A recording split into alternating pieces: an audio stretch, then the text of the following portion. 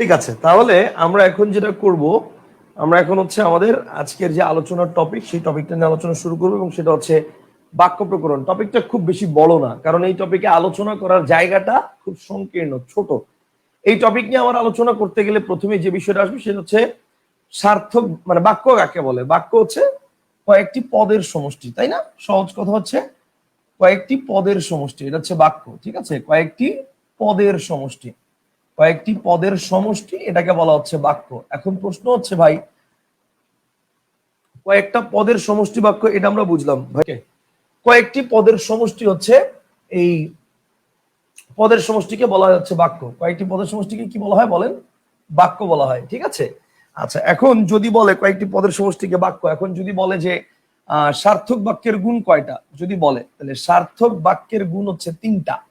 সার্থক বাক্যের গুণ কয়টা বলেন? সার্থক বাক্যের গুণ হচ্ছে তিনটা। ঠিক আছে, সার্থক বাক্যের গুণ কয়টা? তিনটা। কি কি? আকাঙ্ক্ষা, আসক্তি, যোগ্যতা। এবং এই ক্ষেত্রে দেখার বিষয় যেটা, সেটা হচ্ছে এই আকাঙ্ক্ষা, আসক্তি বানানটা। আকাঙ্ক্ষা বানানটা আপনারা অনেকে উমর পরে খ দেন, উমো খ হবে না, এটা উমো ক্ষীয় হবে। 2 নম্বর হচ্ছে আসক্তি। আসক্তি বানানে আপনারা অনেকে এরকমের পরে এটা দেন, এটা কিন্তু আসক্তি মানে কয়ত হয়ে গেছে।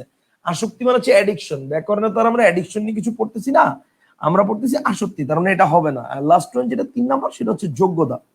এখন আকাঙ্ক্ষা, আসক্তি আর যোগ্যতা জিনিসটা কি, একটু সেটা বলে দিচ্ছি। আকাঙ্ক্ষার ব্যাপারটা হচ্ছে বাক্যের একটি পদ শোনার পর অন্য পদ শোনার যে ইচ্ছা, তাকে আকাঙ্ক্ষা বলে। আমার এগুলো আপনাদেরকে পড়ানো লাগবে না। আকাঙ্ক্ষা, আসক্তি, যোগ্যতা এগুলো আপনারা পারেন।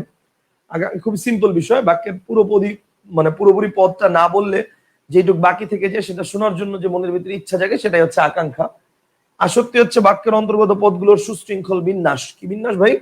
সুশৃঙ্খল বিন্যাস, অর্থাৎ সুন্দর করে সাজানোর যে ব্যাপারটা, সেটা বাক্যের অন্তর্গত পদগুলোর সুশৃঙ্খল বিন্যাস। ঠিক আছে, বাক্যের অন্তর্গত যে পদ, এই পদগুলোর সুশৃঙ্খল বিন্যাসকে আসক্তি বলে। বাক্যের অন্তর্গত পদগুলোর সুশৃঙ্খল বিন্যাসকে কি বলে? আসক্তি বলে। ঠিক আছে, যেমন আমি যদি বলি, মনে করেন এরকম যে আমি করি চেষ্টা পড়ার ওয়াক্তবাজ নামাজ, তাহলে ব্যাপারটা কি সুন্দর হলো? সুন্দর হলো না। কিন্তু আমি যদি এরকম বলতাম যে আমি 5 ওয়াক্ত নামাজ পড়ার চেষ্টা করি, তাহলে ব্যাপারটা সুন্দর হতো।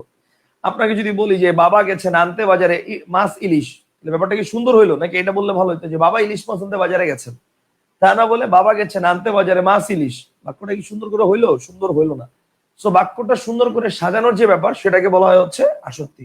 আর লাস্ট ওয়ান হচ্ছে যোগ্যতা। যোগ্যতা হচ্ছে সুন্দর করে সাজানো থাকবে, আবার বাক্যটা কমপ্লিটও থাকবে, কিন্তু যা বলা থাকবে এটা বাস্তবে লাইফে সম্ভব না, অবাস্তব একটা জিনিস, সেটাকে বলা হবে যোগ্যতার অভাব। যেমন যেমন মনে করেন আমি যদি বলি পাখি আকাশে ওড়ে, তো পাখি আকাশে ওড়ে এটা সুস্থ স্বাভাবিক মানুষের ক্ষেত্রে মানে স্বাভাবিক একটা ঘটনা, সুস্থ স্বাভাবিক একটা ঘটনা। কিন্তু যদি বলি গরু আকাশে ওড়ে, সুন্দর করে সাজানো আছে, কমপ্লিটও আছে, কিন্তু গরু আকাশে উঠতে পারে না, সেই বাক্যটা তার যোগ্যতা হারিয়েছে। এই বাক্যটা তার কি হারিয়েছে? যোগ্যতা হারিয়েছে। ওকে ফাইন, এই বাক্যটা হচ্ছে তার যোগ্যতা হারিয়ে গেছে। তাহলে আকাঙ্ক্ষা, আসক্তি এবং যোগ্যতা জিনিসটাকে এটা আমরা বুঝেছি। এখন এই যোগ্যতার সাথে আবার 6টা বিষয় জড়িত আছে। সেই 6টা বিষয় জিনিস কি, এখান থেকে মাঝে মাঝে এমসিকিউ কোশ্চেন আসে। 1 নম্বর হচ্ছে উপমার ভুল প্রয়োগ। 1 নম্বর হচ্ছে কি বলেন? উপমার ভুল প্রয়োগ। উপমার ভুল প্রয়োগ জিনিসটা কি? উপমার ভুল প্রয়োগ ব্যাপারটা হচ্ছে, মনে করেন যে নির্দিষ্ট জায়গায় নির্দিষ্ট শব্দ ব্যবহার না করা, এটা হচ্ছে উপমার ভুল প্রয়োগ। নির্দিষ্ট জায়গায় নির্দিষ্ট শব্দ ব্যবহার না করা, এটাকে বলা হয় উপমার ভুল প্রয়োগ। যেমন আমি যদি বলি, মনে করেন এরকম যে বৈশাখ জ্যৈষ্ঠ 2 মাস শীতকাল। এখন ভাবেন, বৈশাখ জ্যৈষ্ঠ 2 মাস কি আসলে শীতকাল? না, 2 মাস 2 মাস গ্রীষ্মকাল, তো শীতকাল বলছি কেন? তার মানে এটা ভুল। তার মানে এই যে আমি উপমাটা ব্যবহার করছি, উপমাটা ভুল ব্যবহার করছি, এটা হচ্ছে মানে উপমার ভুল প্রয়োগ। আচ্ছা, 2 নম্বর কি? 2 নম্বর হচ্ছে দুর্বোধ্যতা। দুর্বোধ্যতা জিনিসটা কি? দুর্বোধ্যতা হচ্ছে অপেক্ষাকৃত মানে কঠিন শব্দ, অপেক্ষাকৃত অপ্রচলিত শব্দ ব্যবহার করা। মানে যে শব্দগুলো সচরাচর মানুষ জানে না, শুনে না, ব্যবহার করে না, সেই শব্দ ব্যবহার করা। এমন শব্দ যদি আমি ব্যবহার করি, তাহলে আলটিমেটলি আপনি কি বুঝতে পারবেন? ধরেন আপনাকে আমি বললাম যে এরকম, ধরেন আপনাকে আমি এরকম বললাম যে ছেলেটা তোমার সাথে প্রপঞ্চ করেছে। কোনো মেয়েকে বললাম যে ছেলেটা তোমার সাথে প্রপঞ্চ করেছে, মানে আপনি তো প্রপঞ্চ শব্দের অর্থই জানেন না, আপনি তো বলবেন যে থ্যাংক ইউ। কিন্তু প্রপঞ্চ শব্দের অর্থ হচ্ছে ছলনা করা, চাতুরি করা, মায়া করা, খাস বাংলায় ছেঁকা দেওয়া। আমার কথা বুঝতে পারছেন? বা মনে করেন এমন কোন শব্দ বললাম, মনে করেন আপনাকে বললাম যে ওটা কি বলে, চর্যাপদের কোন একটা লাইনের ভাষা, বা এরকম ভাবে আপনার সাথে কেউ কথা বললো, ঠিক আছে, যে দুহিল দুধ কি বেন্টে সামায়, চর্যাপদের লাইনের যে ভাষা। তো এইরকম ভাবে যদি কথা বলে কেউ, তাহলে আলটিমেটলি সেটাকে আপনি সহজে বুঝতে পারবেন? তো অপ্রচলিত শব্দ সহজে ব্যবহার করা যাবে না, এটা হচ্ছে দুর্বোধ্যতা তৈরি করে। এটা গেল এটা। 3 নম্বর পয়েন্ট হচ্ছে বাগধারার শব্দ পরিবর্তন। আচ্ছা, বাগধারার শব্দ পরিবর্তন ব্যাপারটা কি? আচ্ছা, তাহলে দেখেন উপমার ভুল প্রয়োগ, তারপর হচ্ছে দুর্বোধ্যতা, তারপর হচ্ছে বাগধারার শব্দ পরিবর্তন। বাগধারার শব্দ পরিবর্তন জিনিসটা কি খেয়াল করে দেখবেন। বাগধারার শব্দ পরিবর্তনের ব্যাপারটা হচ্ছে, বাগধারা ভাষার একটা এমন অংশ যেই শব্দটা কখনো পরিবর্তন করা যাবে না। মনে রাখবেন, ভাষা পরিবর্তনশীল কিন্তু বাগধারা কখনো পরিবর্তনশীল না। বাগধারার শব্দ পরিবর্তন করা যাবে না। এখন দা কুমড়া এটা একটা বাগধারা, মানে ভীষণ শত্রুতা। এখন দা কুমড়ার জায়গায় আপনি যদি বলেন যে ভাই বডি কুমড়া বা দা লাউ, দা আলু, দা সিম, দা বরবটি, হবে না। কথা বুঝতে পারছেন? দা কুমড়া আপনাকে দা কুমড়াই বলতে হবে, ঠিক আছে? আপনি কিন্তু দা কুমড়ার জায়গায় বডি কুমড়া বা সুরি কুমড়া বললে হবে না। ওকে ফাইন, তাহলে বাগধারার শব্দ পরিবর্তন করা যাবে না। দেন হচ্ছে বাহুল্য দোষ। বাহুল্য দোষ জিনিসটা কি? অর্থাৎ একই অর্থ প্রকাশ করে এমন দুটি শব্দ পাশাপাশি বসানো যাবে না। একই অর্থ প্রকাশ করে এমন দুটি শব্দ পাশাপাশি বসানো যাবে না। যেমন আমি যদি বলি যে সকল ছাত্ররা, বা দুটো বহুবচন পাশাপাশি বসানো যাবে না, এটা একটা ফ্যাক্ট। যেমন দেখেন, আমি যদি বলি সকল ছাত্ররাই পরীক্ষায় ভালো করেছে, তাহলে সকল ছাত্ররাই পরীক্ষায় ভালো করেছে, সকল ছাত্ররাই পরীক্ষায় ভালো করেছে। যদি বলি ছাত্ররাই পরীক্ষায় ভালো করেছে, পরীক্ষায় ভালো করেছে, ভালো করেছে, সকল ছাত্ররাই পরীক্ষায় ভালো করেছে। তাহলে এই যে সকল বলছি আবার ছাত্ররা বলছি, এটা ভুল হয়েছে। কারেক্ট অ্যান্সার হবে সকল ছাত্র পরীক্ষা ভালো করেছে, সকল ছাত্রই পরীক্ষা ভালো করেছে, অথবা ছাত্ররা পরীক্ষা ভালো করেছে। আপনার এই সকল বললে ছাত্র বলা লাগবে না। কনসেপ্টটা কি ক্লিয়ার? এ বাক্যে বাহুল্য দোষ হয়েছে, রাইট, এ বাক্যে বাহুল্য দোষ হয়েছে। ওকে, এটা হচ্ছে বহুবচন এর কারণে বাহুল্য দোষ। আবার একই শব্দের দুইবার প্রয়োগের কারণে বাহুল্য দোষ হয়। যেমন মনে করেন আজকে বিয়ে বাড়িতে গেছিলাম, একদম আকণ্ঠ পর্যন্ত খেয়েছি। অনেক সময় দেখবেন অনেকে বলা হয় আজ বিয়ে বাড়িতে একদম আকণ্ঠ পর্যন্ত খেয়েছি, বলেন অনেকে আকণ্ঠ পর্যন্ত খেয়েছি। এখন ব্যাপারটা হচ্ছে ভাই দেখেন, আকণ্ঠ কথাটার মানেই হচ্ছে কণ্ঠ পর্যন্ত, এখানে আর পর্যন্ত বলার প্রয়োজন নাই। আর যদি আপনি পর্যন্ত বলতেই চান তাহলে আকণ্ঠ বলবেন না, তাহলে আপনি বলবেন কণ্ঠ পর্যন্ত খেয়েছি। আমার কথা কি বুঝতে পারছেন? মানে আইদার আপনি বলেন যে আজকে বিয়ে বাড়িতে গেছিলাম আকণ্ঠ খেয়েছি, অথবা আপনি বলেন আজকে বিয়ে বাড়িতে গেছিলাম কণ্ঠ পর্যন্ত খেয়েছি। যে কোনো একটা, দুইটাই বলার দরকার নাই। আকণ্ঠ পর্যন্ত খেয়েছি বললে সেটা ভুল হবে। Concept clear? ওকে, তাহলে এটা গেল বাহুল্য দোষ। এরপর আসেন 5 নম্বর। 5 নম্বর কি? 5 নম্বর হচ্ছে চণ্ডালী দোষ। 5 নম্বর হচ্ছে গুরুচণ্ডালী দোষ। আচ্ছা, গুরুচণ্ডালী দোষ জিনিসটা কি? গুরুচণ্ডালী দোষ জিনিসটা কি? গুরুচণ্ডালী দোষ জিনিসটা হচ্ছে এরকম যে সাধু ও চলিত ভাষার মিশ্রণ করা যাবে না। সাধু ও চলিত ভাষার যদি মিশ্রণ করা হয় তাহলে সেটা গুরুচণ্ডালী দোষ হবে। অর্থাৎ আমি যদি বলি এরকম যে আমি তোমাকে দেখিয়ে অত্যন্ত প্রীত হলাম, তাহলে এটা ভুল। কারণ প্রীত হলাম এটা চলিত, আর দেখিয়া এটা সাধু, তো সাধু চলিত মিক্স হয়ে গেছে, এটা ভুল। কারেক্ট অ্যান্সার হবে আমি তোমাকে দেখে অত্যন্ত প্রীত হলাম, অথবা আমি তোমাকে দেখিয়া অত্যন্ত প্রীত হইলাম। হয় পুরোটাই সাধু বলেন, নিলে পুরোটাই চলিত বলেন, কিন্তু সাধু চলিত মিক্স করা যাবে না। তো এটাও ভুল। কথা বুঝতে পারছেন? এরকম আর কি আছে? লাস্ট ওয়ান আছে যেটা, সেটা হচ্ছে রীতিসিদ্ধ অর্থবাচকতার প্রয়োগ। এটা খুব ইন্টারেস্টিং, কারণ দেখেন নিয়মের মধ্যে আমাদের এই নামটা কি? নামটা হচ্ছে রীতি সিদ্ধ। সিদ্ধ মানে সাধিত, তার মানে রীতি দ্বারা সাধিত বা নিয়ম দ্বারা সাধিত যে অর্থবাচকতা, সেই অর্থবাচকতার ভুল। মানে ব্যাপারটা হচ্ছে নিয়ম সাধিত যে অর্থ, সেই অর্থ অনেক সময় ব্যবহার করা যায় না, সেই অর্থ ব্যবহার করলেও সেটা ভুল হয়। যেমন কি? যেমন দেখেন আমি যদি বলি বাধিত, এই যে বাধিত ওয়ার্ডটা আছে, এই বাধিত ওয়ার্ডটাকে ভাঙলে আমরা পাবো হচ্ছে বাধ যোগ ইত। এখন একটু খেয়াল করে দেখেন, বাদ শব্দের অর্থ কি? বাদ শব্দের অর্থ হচ্ছে বাধা, আর ইত এটা হচ্ছে সংস্কৃত প্রত্যয়, এর মানে হচ্ছে প্রাপ্ত। তার মানে আমি যদি বলি এরকম যে ওই যে ছোটবেলায় অ্যাপ্লিকেশন লিখতাম না, এখনো তো লিখি অনেকে আমরা, আমরা যদি অ্যাপ্লিকেশন লিখি, অতএব মহোদয়ের নিকট আকুল আবেদন এই যে আমার দরখাস্তটা মঞ্জুর করে আমাকে বাধিত করবেন, তাহলে আমার দরখাস্তটা মঞ্জুর করে আমাকে বাধিত করবেন। তাহলে এবার খেয়াল করেন তো ভাই, আমার দরখাস্তটা মঞ্জুর করে আমাকে বাধিত করবেন, তাহলে বাধিত, বাদ শব্দের অর্থ হচ্ছে বাধা, ইত মানে প্রাপ্ত, তার মানে আমার দরখাস্ত মঞ্জুর করে আমাকে বাধাপ্রাপ্ত করবেন, অর্থ তো তাই দাঁড়াচ্ছে। কিন্তু আসলে কি এটা অর্থ সেই অর্থ দিচ্ছে না, আসলে অর্থ দিচ্ছে হচ্ছে আমার দরখাস্তটা মঞ্জুর করে আমাকে চিরকৃতজ্ঞ করবেন বা আমাকে আজ্ঞাবহ করবেন। বুঝতে পারছেন? তার মানে রীতি দ্বারা সিদ্ধ যে অর্থ, সেই অর্থটাও এখানে নেওয়া যাবে না, এখানে বিশেষ অর্থ নিতে হবে। সো এই 6টা হচ্ছে আমাদের মানে ইয়ার ভুল: উপমার ভুল প্রয়োগ, বাহুল্য দোষ, গুরুচণ্ডালী দোষ, রীতিসিদ্ধ অর্থবাচকতার ভুল, দেন হচ্ছে বাগধারার শব্দ পরিবর্তন, আরেকটা হচ্ছে বাগধারার শব্দ পরিবর্তন, আর আরেকটা হচ্ছে এটা কি দুর্বোধ্যতা। এই 6টা হচ্ছে আমাদের পয়েন্ট। আচ্ছা, এখন আসেন এই লেকচারের মানে এই যে বাক্য প্রকরণ লেকচারটা, এই বাক্য প্রকরণ লেকচারের এই সার্থক বাক্যের গুণ কয়টা, যোগ্যতার সাথে কয়টা বিষয় জড়িত, এগুলা সিলি বিষয়, এগুলো সবাই পারে। প্যাচটা যেই জায়গায় সেটা হচ্ছে সরল জটিল যৌগিক বাক্য, এটা নিয়ে নির্ণয় করাটা হচ্ছে প্যাচ, বা এটা রূপান্তরটা যেটা সেটা হচ্ছে প্যাচ। এখন রূপান্তরটা আসলে কোনো ফ্যাক্টই না, রূপান্তরটা ডিপেন্ড করে নির্ণয়ের উপরে। আপনি নির্ণয় করতে না পারলে রূপান্তর কেমনে পারবেন? মানে আমাদের দেশের স্টুডেন্টদের যেটা প্রবলেম হয়, আমি আপনাকে বলি, ধরেন প্রশ্নে কোন একটা বাক্য দেওয়া আছে, বাক্য দেওয়ার পরে ব্র্যাকেটে লেখা সরল করো। এখন আপনি পড়ে চিন্তা করতেছেন, শালার এই বাক্যটাই তো সরল, এইটাকে আর কি হলো? তার মানে বুঝেন সিচুয়েশনটা, আপনাকে একটা বাক্য দিয়ে বলছে এটা সরল করো, আর আপনি প্রশ্ন পড়ে চিন্তা করতেছেন কি রে ভাই এটারে আর সরল কেমনে করবো, এটাই তো সরল, এটাকে আর সরল কেমনে করবো? তার মানে কি আপনার বাক্য আইডেন্টিফিকেশনই করতে পারতেছেন না। আপনি বাক্য ট্রান্সফরমেশন তো বহুত পরের কথা, আপনি বাক্য চিনতেছিলেন না, রূপান্তরই মানে আইডেন্টিফিকেশনই করতে পারতেছেন না। আমার কথা কি বুঝতে পারছেন? সেই জন্য এটাকে কি বলবো, আমার বাক্য রূপান্তর পরে, বাক্য আইডেন্টিফিকেশনটা দরকার আগে। যেমন দেখেন, ধরেন কোন একটা বাক্য দিল, বাক্য দিয়ে পাশে বললো এটাকে জটিল করো। এখন আপনি যদি এই বাক্যটা পড়ে এটা চিন্তা করেন, কি রে ভাই এটাকে আর জটিল কেমনে করবো, এটাই তো জটিল বাক্য। তার মানে আপনি নিশ্চয়ই ভুলের মধ্যে আছেন। সরি, আন্তরিকভাবে দুঃখিত। তো যেটা বললাম সেটা হচ্ছে বলতেছিলাম যে এই বাক্যটা দিয়ে পাশে লেখা আছে জটিল, তার মানে এই বাক্যটা ডেফিনেটলি পাশে যেহেতু জটিল লেখা আছে, তার মানে জটিল করতে হবে, তার মানে বাক্য শিওর জটিল না, এটা হয় সরল নইলে যৌগিক। না, আপনি কি করছেন, আপনি এটাকে জটিল করে বসে, জটিল ভেবে বসে আছেন। তার মানে আপনি বাক্য আইডেন্টিফিকেশনই করতে পারতেছেন না, এটা যে সরল বা যৌগিক সেটাই চিনতে পারতেছেন না, বাক্য রূপান্তর কেমনে করবেন। এই জন্য বাক্য রূপান্তরটা ফ্যাক্ট, বাক্য রূপান্তর পারলে, সরি, বাক্য আইডেন্টিফিকেশনটা ফ্যাক্ট, বাক্য আইডেন্টিফিকেশন পারলে রূপান্তর এমনি এমনি পারবেন। রূপান্তর নিয়ে কোনো চিন্তা ভাবনা ঘাটাঘাটি কিচ্ছু করার দরকার নেই, বুঝতে পারছেন? এমনি পারবেন, সমস্যা নাই। স্যার অন্বেষণ বই এগুলো কি নাই? থাকবে না কেন? বাক্য প্রকরণ টপিক বের করেন, আছে, সব আছে। বাক্য প্রকরণ টপিক বের করেন, সব আছে, থাকবে না কেন? সব আছে। ওকে, এখন তাহলে আমরা আসেন সরল জটিল যৌগিক কিভাবে চিনবো। আসেন, সরল বাক্য,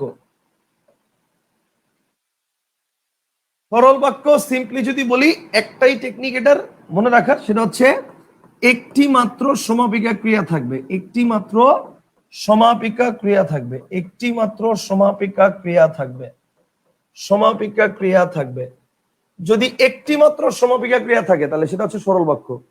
যদি একটি মাত্র সমাপিকা ক্রিয়া থাকে তাহলে সেটা হচ্ছে সরল বাক্য। শেষ কাহিনী, খালাস।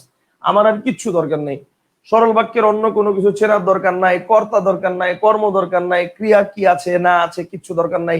আমি খালি দেখবো সমাপিকা ক্রিয়া কয়টা, একটি মাত্র সমাপিকা ক্রিয়া থাকলে সেটা সরল বাক্য। শেষ কাহিনী, খালাস। আমি কি বুঝিতে পারছি ভাই? সমাপিকা ক্রিয়া যদি কয়টা থাকে বলেন, একটা থাকে, তাহলে সেটা হচ্ছে সরল বাক্য। বুঝতে পারছি? সমাপিকা ক্রিয়া যদি একটা থাকে তাহলে কি বাক্য বলেন? সরল বাক্য। Concept clear? তাহলে সমাপিকা ক্রিয়া মানে সরল বাক্য আমার ক্লিয়ার। যেমন দেখেন ভাই, আমি যদি বলি এরকম যে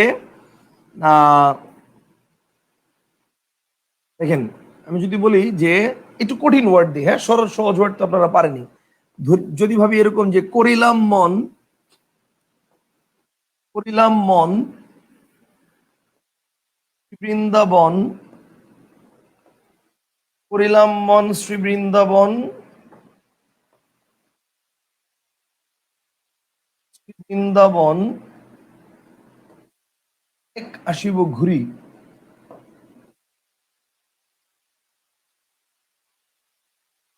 করিলাম মন শ্রী বৃন্দাবন বারেক আসিব ঘুরি। তাহলে এই যে আমি এই লাইনটার অর্থ কি, আমি মনে মনে সিদ্ধান্ত নিলাম যে আমি করিলাম মন শ্রী বৃন্দাবন বারেক আসিব ঘুরি, তার মানে আমি সিদ্ধান্ত নিলাম যে শ্রী বৃন্দাবন থেকে ঘুরে আসব।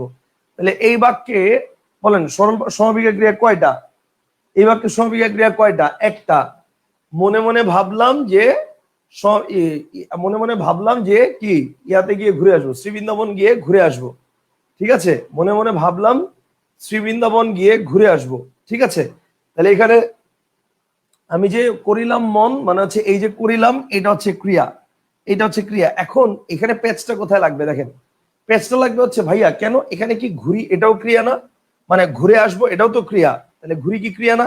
এখন এই ক্ষেত্রে মনে রাখবেন, আপনি যেটা মনে মনে চিন্তা করছেন সেই ক্ষেত্রে ওই কথাটা অন্য যে কোনো কিছু হইতে পারতো। মনে করেন আমি কিন্তু এটাও বলতে পারতাম যে করিলাম মন আজকে খাইব না, বা মনে করেন যে করিলাম মন এ আমার পণ কখনো ভাঙিব না, করিলাম মন এ আমার পণ কখনো ভাঙিব না।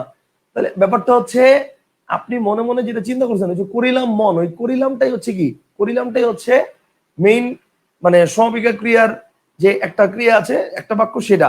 আর বাকি যে অংশটা দিছে সেটা কিন্তু শুধুমাত্র আপনাকে কনফিউজ করার জন্য, ঘুরানোর জন্য দিছে, আর কিচ্ছু না। অনেক সময় দেখবেন এরকম সরল বাক্য দেওয়া আছে যে এই যে আমরা জানতাম বাংলাদেশ জিতবে, এরকম একটা বাক্য আছে, আমরা জানতাম বাংলাদেশ জিতবে। এই বাক্যটা অনেক বই আমি দেখছি জটিল দেওয়া, যৌগিক দেওয়া।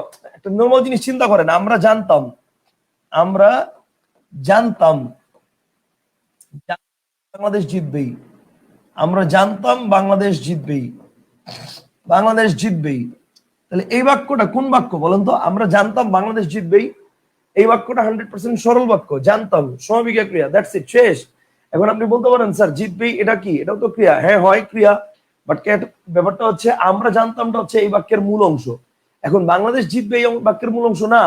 আমি তো এটাও বলতে পারি আমরা জানতাম বাংলাদেশ হারবে, আমরা জানতাম আকাশের রং নীল, আমরা জানতাম তুমি আসবে, আমরা জানতাম তার দ্বারা হবে না, আমরা জানতাম মানে আমরা পারবো না। মানে মোট কথা বহুত ভাবে আপনি বহুত কিছু বসাতে পারেন। আমরা জানতাম এটা হচ্ছে মেইন ফ্যাক্ট। আমার কথা কি বুঝতে পারছেন?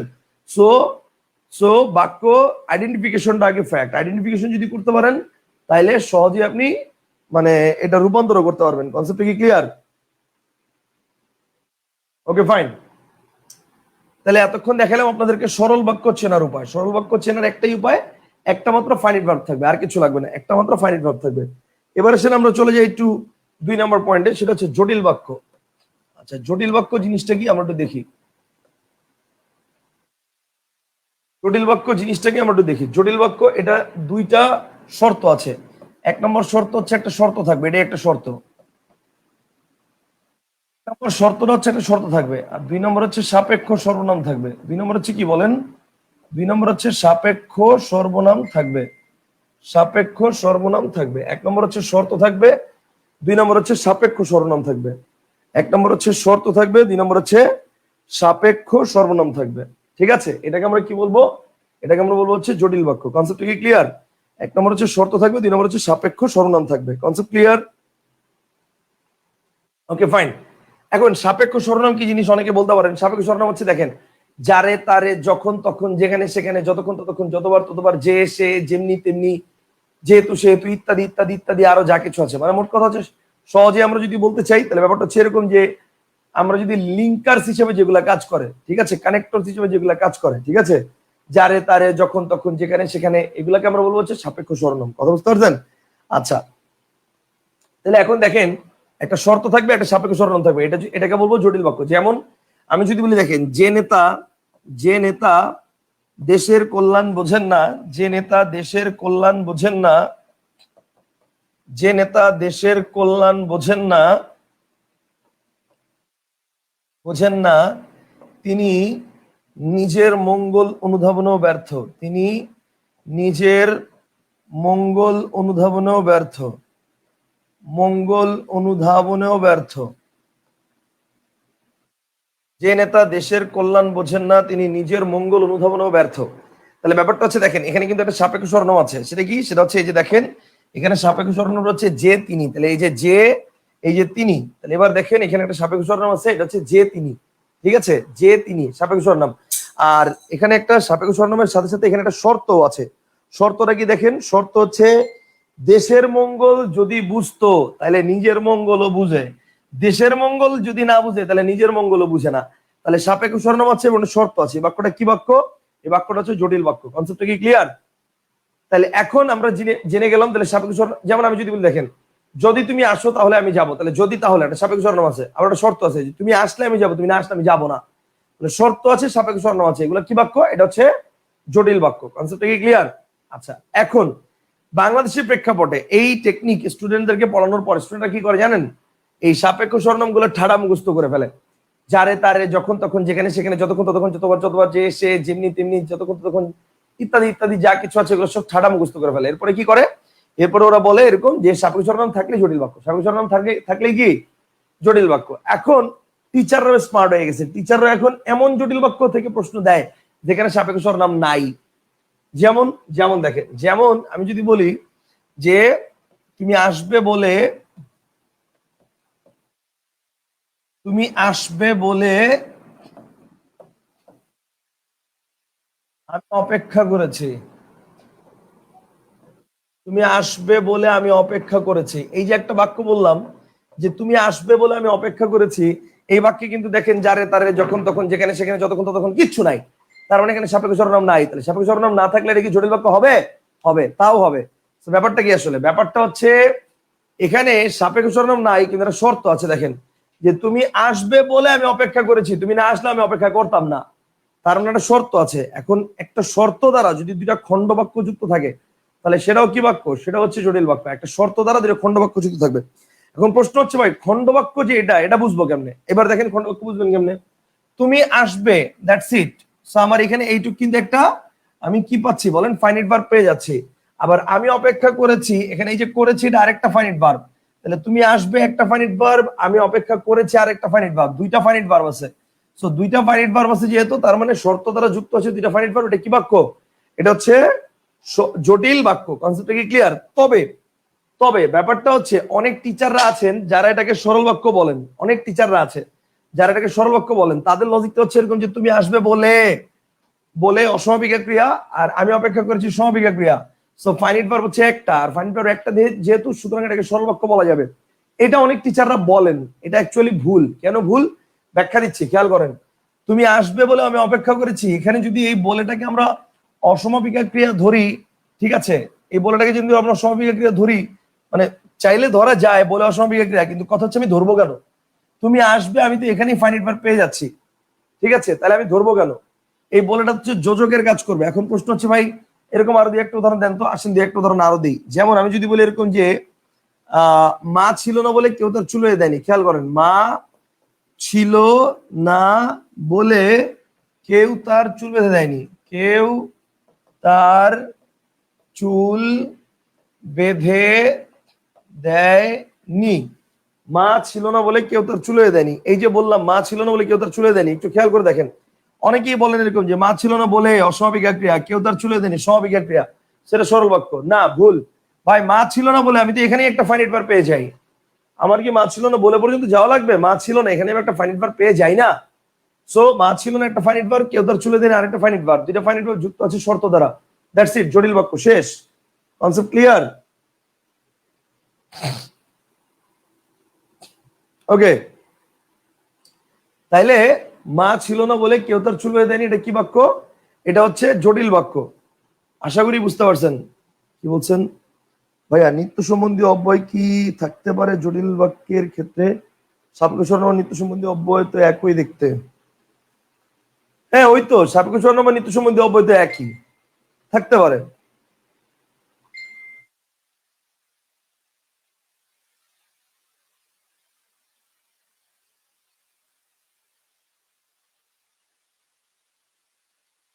আচ্ছা, তাহলে জটিল বাক্যের মেইন ফ্যাক্টটা কি বুঝছেন? শর্ত থাকতে হবে, এটা হচ্ছে মেইন ফ্যাক্ট। এরপর হচ্ছে মানে যারে তারে যেহেতু সেহেতু, অর্থাৎ সাপেক্ষ সর্বনাম থাকতেও পারে নাও থাকতে পারে। সাপেক্ষ সর্বনাম যদি না থাকে তখন দেখবেন এরকম যে দুইটা শর্ত বা মানে দুইটা খণ্ড বাক্য একটা শর্ত দ্বারা যুক্ত আছে। তাই বলে আবার কি এভাবে শিখেন না যে বলে থাকলে সেটা জটিল বাক্য, এটা আবার কেউ শিখেন না। বলে থাকলে সরল বাক্য হয়। যেমন দেখেন, আমি যদি বলি আমাকে আসতে বলে, যদি বলি আমাকে আসতে বলে, আসতে বলে তুমি নিজেই এলে না, তুমি নিজেই এলে না, এই যে বললাম আমাকে আসতে বলে তুমি নিজেই এলে না, এই যে একটা বাক্য বললাম যে আমাকে আসতে বলে তুমি নিজেই এলে না, এক্ষেত্রে খেয়াল করে দেখেন আমাকে আসতে বলে এই বলেটা কিন্তু এখানে যোজকের কাজ করে নাই, এই বলেটা কিন্তু ঠিকই অসমাপিকা ক্রিয়ার কাজ করছে। কেন? কারণ দেখেন এই বলে বাদ দিলে, এই বলে বাদ দিলে বাক্য হয় মা ছিল না, এই বলে বাদ দিলে বাক্য হয় তুমি আসবে, কিন্তু এই বলে বাদ দিলে বাক্য হয় আমাকে আসতে, বাক্য হয়? হয় না। সেই কারণে আমাকে আসতে বলে অসমাপিকা ক্রিয়া, তুমি নিজে এলে না সমাপিকা ক্রিয়া, সেখানে ফাইনাইট ভার্ব একটা, আর ফাইনাইট ভার্ব একটা বলতে এটা হচ্ছে সরল বাক্য। শেষ। Concept clear? আশা করি বুঝছেন, আশা করি বুঝছেন। তাহলে সরল বাক্য ক্লিয়ার করলাম, জটিল বাক্য ক্লিয়ার করলাম। এবার আসেন আমরা একটু যৌগিক বাক্য দেখি। আচ্ছা, যৌগিক বাক্য জিনিসটা কি? যৌগিক বাক্যের ব্যাপারটা হচ্ছে স্কুল কলেজ কোচিং এ আমাদেরকে যেভাবে শেখানো হয় যৌগিক বাক্য, সেটা কি? সেটা যেভাবে শেখানো হয় যে দুটি সরল বাক্য একটি অব্যয় দ্বারা যুক্ত থাকবে, সেটা হচ্ছে জটিল বাক্য, তাই না? দুটি সরল বাক্য একটি অব্যয় দ্বারা যুক্ত থাকবে, সেটা হচ্ছে কি? সেটা হচ্ছে জটিল বাক্য। কিন্তু আমরা এভাবে শিখতে চাই না। কেন শিখতে চাই না? কারণ এখন টিচাররা স্মার্ট হয়ে গেছে। এখন টিচাররা এমন কোশ্চেন করায় যেখানে যৌগিক বাক্য ঠিকই দেয় কিন্তু অব্যয় দেয় না। যেমন দেখেন, যেমন আমি যদি বলি যে যৌগিক বাক্য ঠিকই দেয়, অব্যয় দেয় না। যেমন আমি যদি বলি তুমি গান করো আমি তবলা বাজাই, খেয়াল করেন, তুমি গান করো আমি তবলা বাজাই, তুমি গান করো আমি তবলা বাজাই।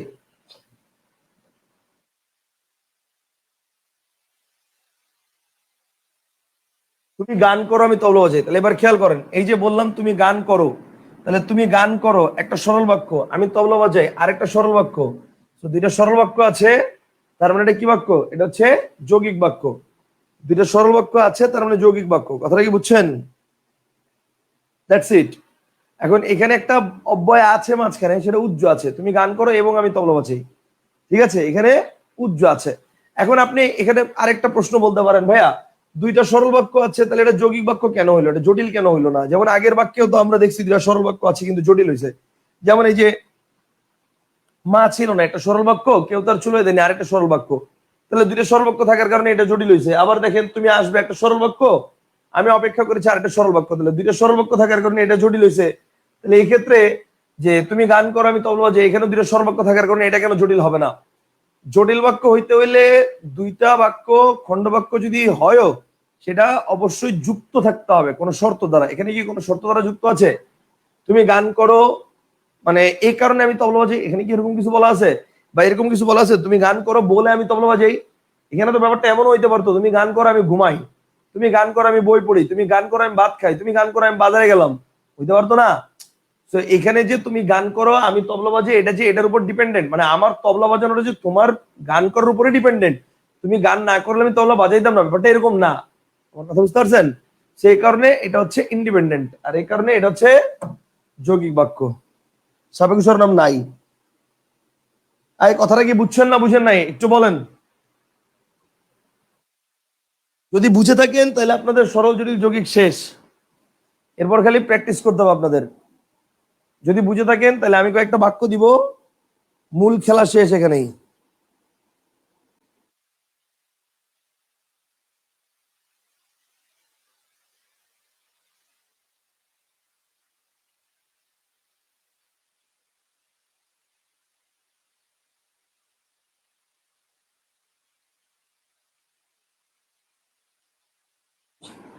ওকে, জি স্যার বুঝেছি, ভেরি গুড। আচ্ছা,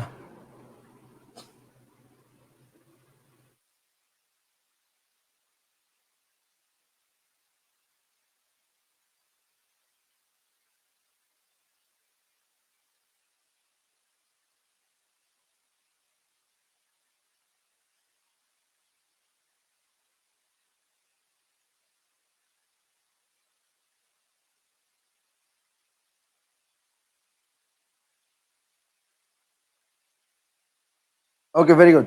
তাহলে সরল জটিল যৌগিকের জিনিসটা আমরা ক্লিয়ার করলাম। এখন তাহলে চলেন আমরা কিছু বাক্য দেখি, একটু প্র্যাকটিস করে আসি। আচ্ছা, আমাকে একটু বলেন তো, আমি যদি বলি এরকম যে মেঘ গর্জন করলে ময়ূর নৃত্য করে, কোন বাক্য বলেন তো? মেঘ গর্জন করলে ময়ূর নৃত্য করে, কোন বাক্য?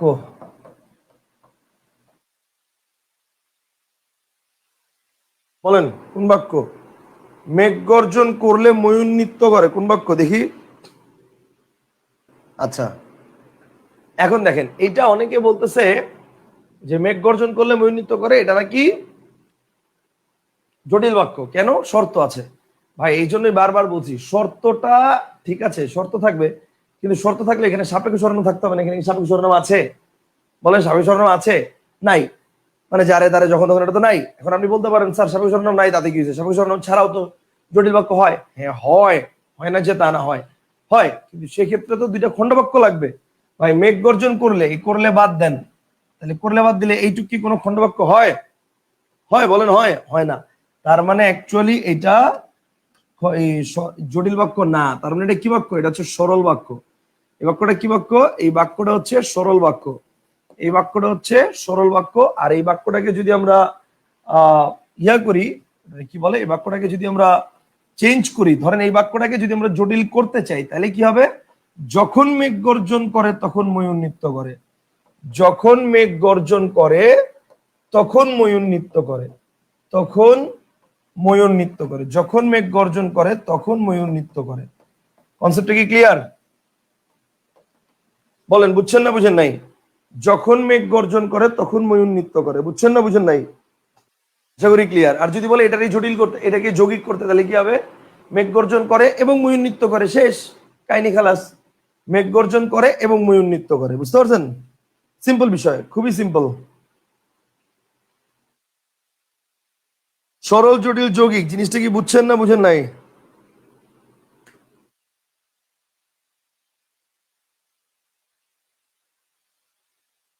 সরল জটিল যৌগিক জিনিসটা কি বুঝছেন না বুঝেন নাই? এখন ভাই আমি আপনাকে হচ্ছে ইন ডিটেলস মানে বুঝাই দিছি।